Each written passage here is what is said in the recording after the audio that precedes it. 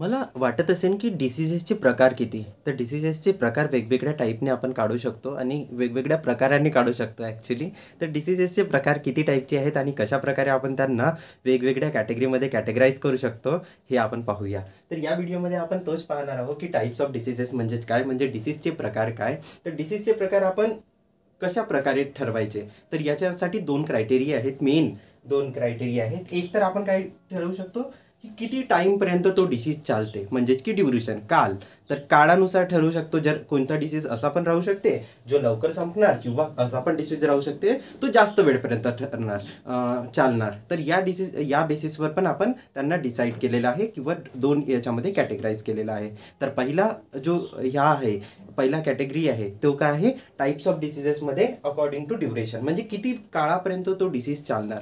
तर किती काळापर्यंत चालू शकते? एक तर कमी वेळासाठी चालू शकते किंवा जास्त वेळासाठी चालू शकते. असा डिसीज जो वर्षानुवर्ष चालत राहते, अशा डिसीजेसला आपण क्रॉनिक डिसीज म्हणतो. म्हणजे खूप जास्त लंबा काळ घेते असा डिसीज जो सुधारण्यासाठी वर्षानुवर्ष घेते, अशा डिसीजेसला आपण काय म्हणतो? Chronic disease. तर क्रोनिक डिसीज म्हणजे those disease which takes more than a year to recover from it. तर असा एक डिसीज जो काय करते, वर्षापेक्षा जास्त घेते कशासाठी? रिकवर करण्यासाठी. बट असे पण काही डिसीज राहतात, जसा मला ताप आला तर ताप जास्त दिवसापर्यंत राहणार आहे का? नाही.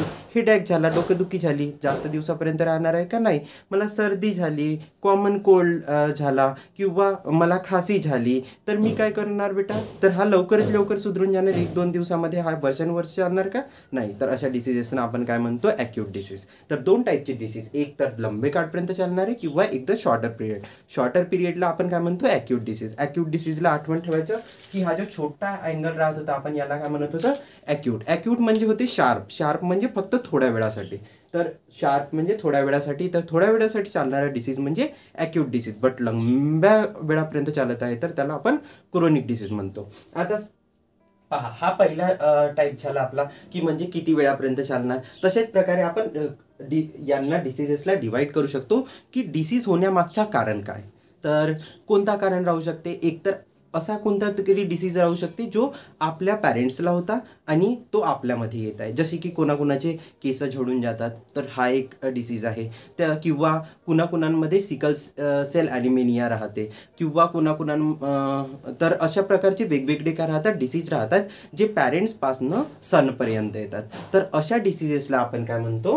Hereditary diseases. म्हणजे असे डिसीजेस जे कुठपासनं आले? आपल्या पॅरेंट्सपासनं आले, फोरफादर्सपासनं आले.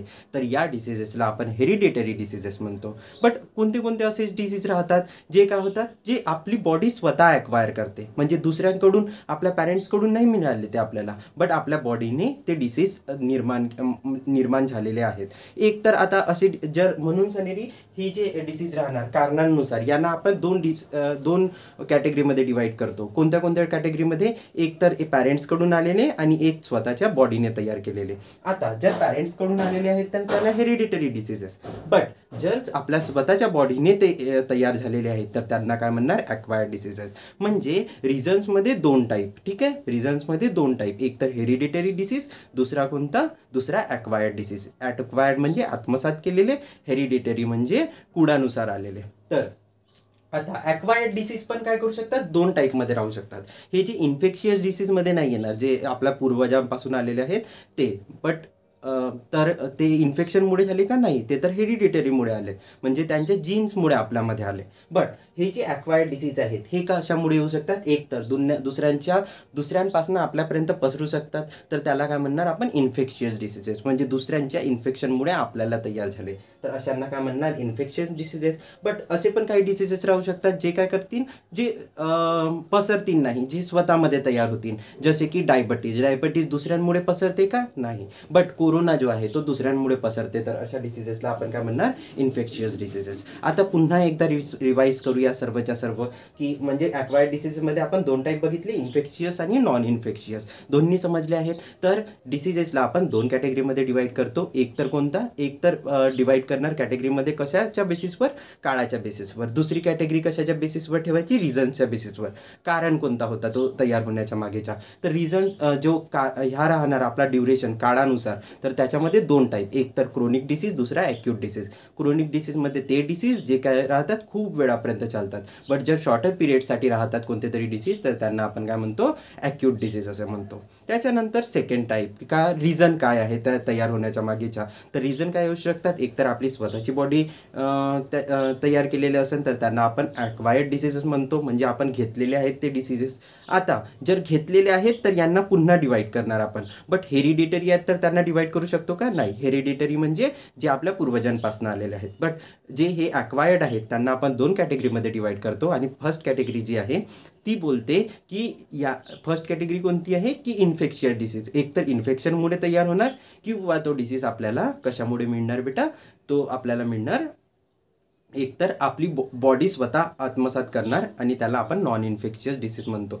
जसे की ब्लड शुगर म्हणजे हाय BP, हायर ब्लड शुगर किंवा लोअर ब्लड शुगर, हे सर्व कशाचे टाईप आहेत, हे नॉन इन्फेक्शियस डिसीजचे टाईप आहेत. हे आपले सेडेंटरी लाईफस्टाईल राहते, आपण एक्सरसाइज वगैरे करत नाही, त्यामुळे जे डिसीजेस होतात त्यांना आपण नॉन इन्फेक्शियस म्हणतो. पण जसा कोरोना वगैरे जे डिसीज आहेत त्यांना इन्फेक्शियस डिसीज म्हणतो. हेरिडिटरीमध्ये कोणता येणार, सिकल सेल ॲनिमिया हा जो डिसीज आहे तो काय होते, आपल्या पूर्वजांपासून आपल्यापर्यंत येते. तर अशा डिसीजेसला आपण काय म्हणतो, हेरिडिटरी डिसीजेस. हा जो हेअरफॉल आहे तो पण काही लोक असतात त्यांच्यामध्ये हेअरफॉल जो राहते तो जीन्समध्ये राहते. तर आजोबाला आहे तर किंवा पंजोबाला आहे तर तो आपल्या नातवांपर्यंत पण तो सोडते. तर आणि तशाच प्रकारे हे अकॉर्डिंग टू ड्युरेशन म्हणजे काळानुसार जर आपण डिवाईड करायला गेला तर 2 टाईपमध्ये डिवाईड करतो. एक तर क्रोनिक डिसीज, दुसरा कोणता, ॲक्यूट डिसीज. क्रोनिक डिसीज खूपच जास्त वेळापर्यंत राहतात आणि ॲक्यूट डिसीज जे राहतील ते शॉर्टर पिरियडसाठी राहतील. बट शॉर्टर पिरियडसाठी तुमचं नॉलेज नाही असल्या पाहिजे, म्हणून आपल्याला रिवाईज करायला लागतात ह्या गोष्टी.